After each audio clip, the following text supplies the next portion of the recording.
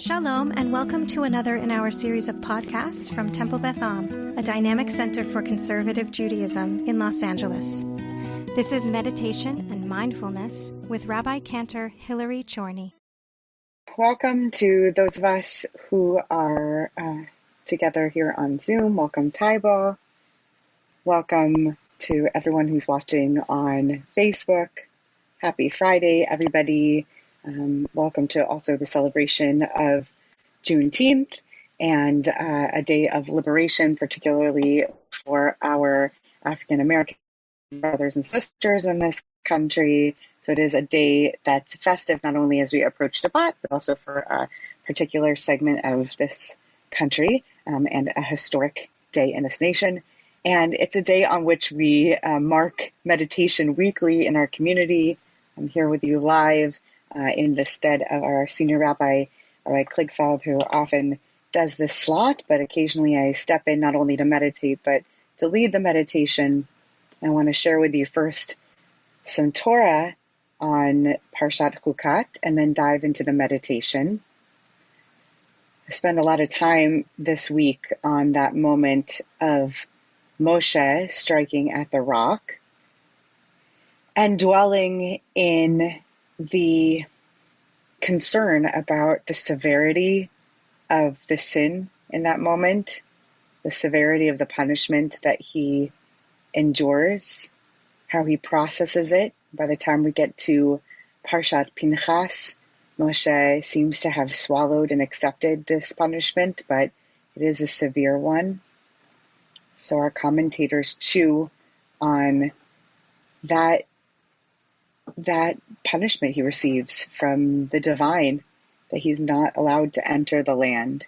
So it must be that there is quite the reason for the harshness of the punishment. It must match the harshness of his action.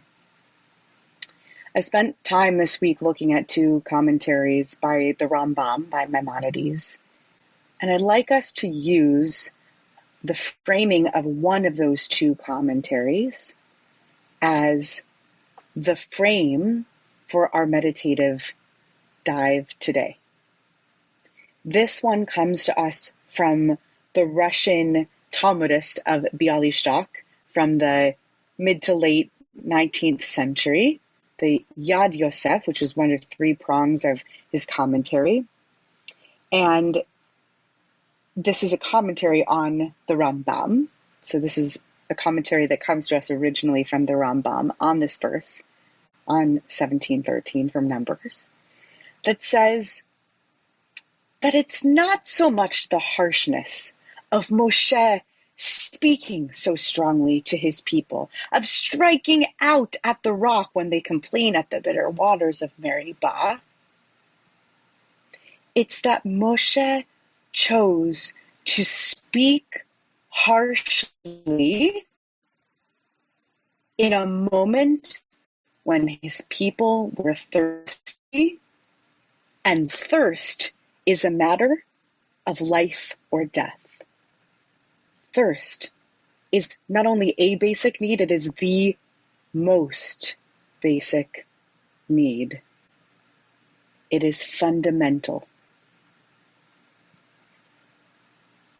And a leader is meant, if not always to temper their harshness, to understand the needs of their people, to temper their harsh responses in a moment of the most basic life or death need of their people.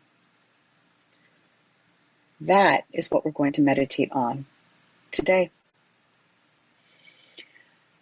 So I'm going to invite you to enter a comfortable, restful state for your body. However your body lets you rest, I invite you to rest with it. Perhaps you're sitting in a chair that lets you rest the palms of your feet. Settle yourself. Let the weight of your body settle your feet and your legs towards the ground. as you draw your breath in, let your breath settle within you.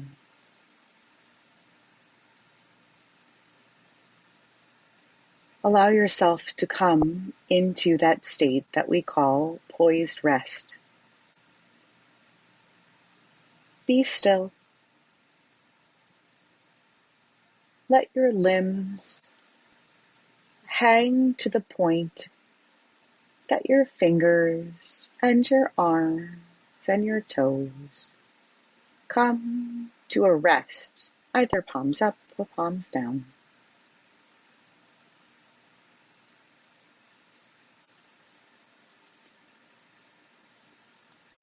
Be conscious of the way that tension rises through your back and your neck and your jaw as you breathe. For the next few breaths, release a little more of that tension with each. Breathe in and relax. We're not preparing for sleep. We're preparing for focus.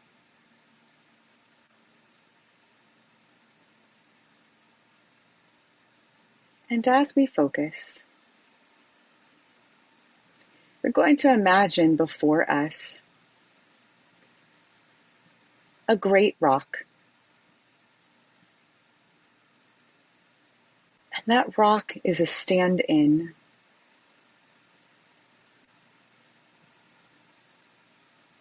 for the greatest frustration that has sat before you this week. It is right there in the middle of your path. It is standing, that rock, right in the middle of your way. It's blocking you. Maybe someone you know put it there. Maybe your mind is going to the frustration that you have with that person for putting that rock there.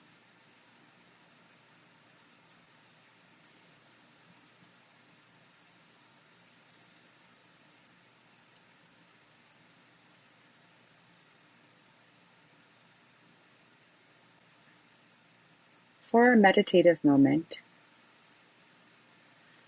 I want us to imagine that we have the power to go back and magically recreate the moment that Moshe faced.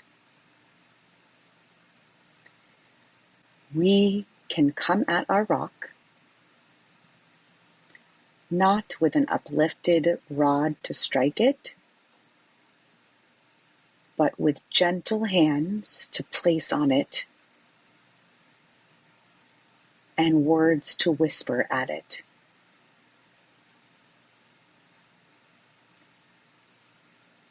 Imagine placing your hands on its cool surface as gently as they are resting at this moment.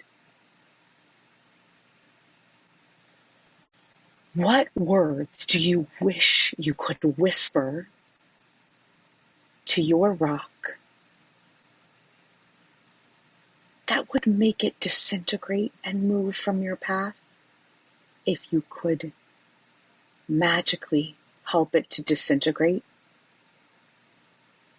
If you knew that a whisper, if you could believe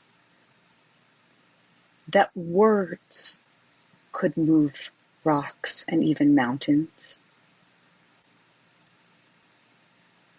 If you were told that words were more powerful than force by hand,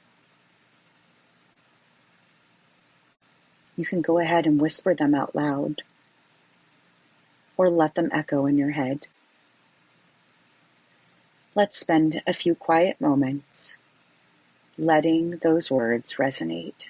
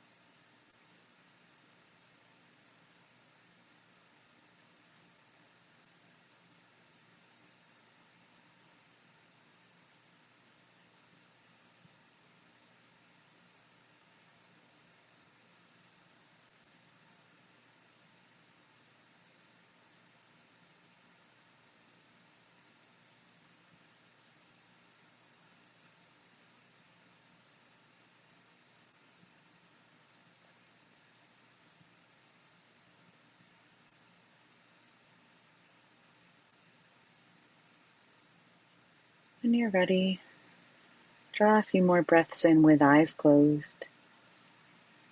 And slowly reanimate your hands. Let your eyes readjust to the light around you. Rejoin the group, even as we're gathered virtually. Welcome you back.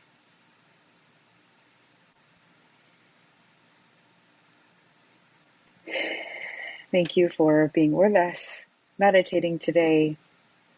I wish you Shabbat Shalom and Namaste.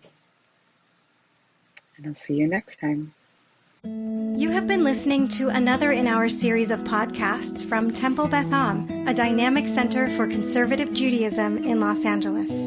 If you enjoy these podcasts, we invite you to write a review on the Apple Podcast site or wherever you get your podcasts. For more information about Temple Beth Am Los Angeles, go to tbala.org.